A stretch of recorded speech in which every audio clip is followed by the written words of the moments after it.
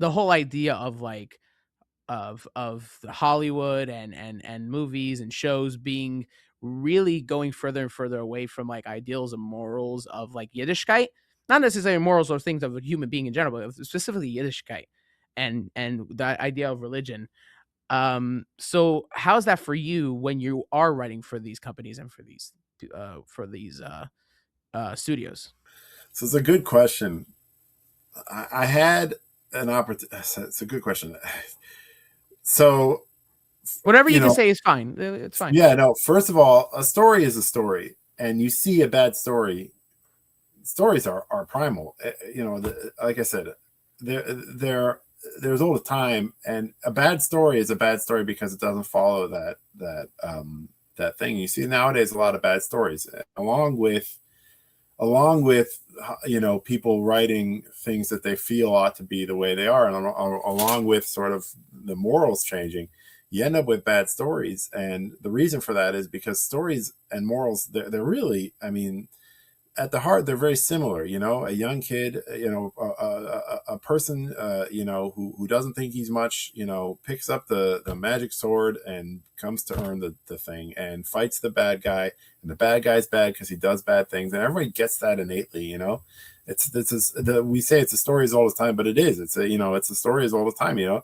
A young inexperienced person gets up and learns what's right and what's wrong, and he's guided by a mentor and he does the right thing, or someone comes against a problem and ends up doing what's right. And we know what's right and wrong in our neshamas. We really do. And so when people move away from those stories, they end up telling bad stories. And so when I write a story, my goal is to write a good story. So when you write a good story, you're writing toward a moral, you're writing toward a right thing. It's always the person ends up doing the right thing, even though he wants to do the wrong thing. That's what a good story is. It's the external struggle and the internal struggle. And any good guy, anyone who's going to do the right thing is going to end up, that right thing is universally understood. Help a friend, stand up for the weak, take down something that's evil and bigger, and a bully. And we know that across time and space. So when I'm writing a story, I write a story that's good. And when you write a good story, you're writing a moral story. I really believe that. So for whatever is, I mean, other things change, and you can have conflicted characters, and the most interesting stories often go in those gray lines. But I write for kids. So for me, at least, it's Right. a very simple equation.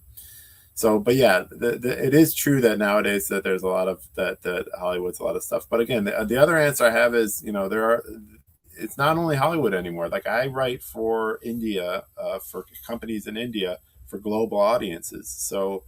So there are other places to be. You don't necessarily have to write for Hollywood anymore. You don't necessarily. So there are other sort of centers of entertainment now. And again, like I said, it's increasingly democratized. It's increasingly sort of spreading out. And as technology gets more easy and more available to use for everyone, then more and more people are going to be able to tell those stories. And then Hollywood's either going to have to start learning how to tell the good old stories, or they're gonna increasingly be narrowed out of the space. So I'll end off with a little story that you kind of reminded me of my Alta Zeta when he was in Russia. And it was at the time where communism was in the rise. And he and his brother always had the conversation of, is communism good or bad? And his brother always said that it's an amazing, everyone's equal, or this and that. And my Alta Zeta said, no, it's not so. And eventually they drifted apart. And many years later, there was a rally, the showcasing the KGB's like might and the soldiers and the parades.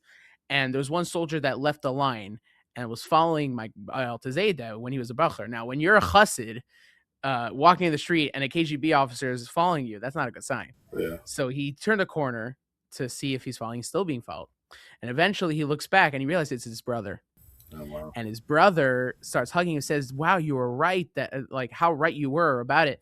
And he said, I'll come to you later because right now I need to go back to my battalion. I'll get back to your house later. He comes back and they catch up.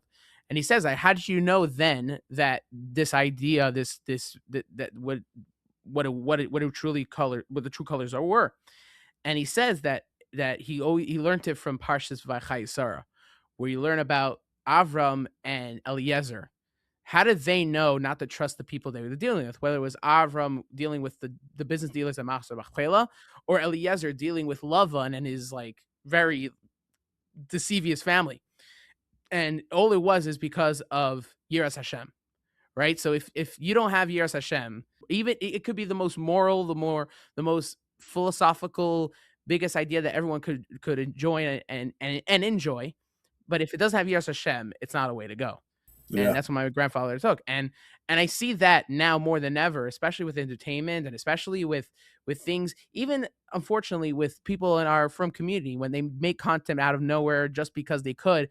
But if there's no Yiras Hashem, then or there's no message or teichen that you're trying to put into it, then what are you doing? You know? Yeah. Yeah, and eventually you're gonna wander off. You're gonna wander off the. It, and again, for me, for storytelling, you're gonna tell a bad story, and that's the worst. Yeah. So, I always say, I say this while we're at it. We are in a Shem story. You know, when people tell them why the Jews and why the Jews have so many problems, I said, what do you do with the hero of your story? You know, you give them all the problems. That's what the hero gets. You know, they're not the hero if they don't get all the problems. If you don't have any problems, you're just a side character in a story. The hero, you're constantly torturing. You're constantly putting him up against the challenge. Otherwise, it's not an interesting story.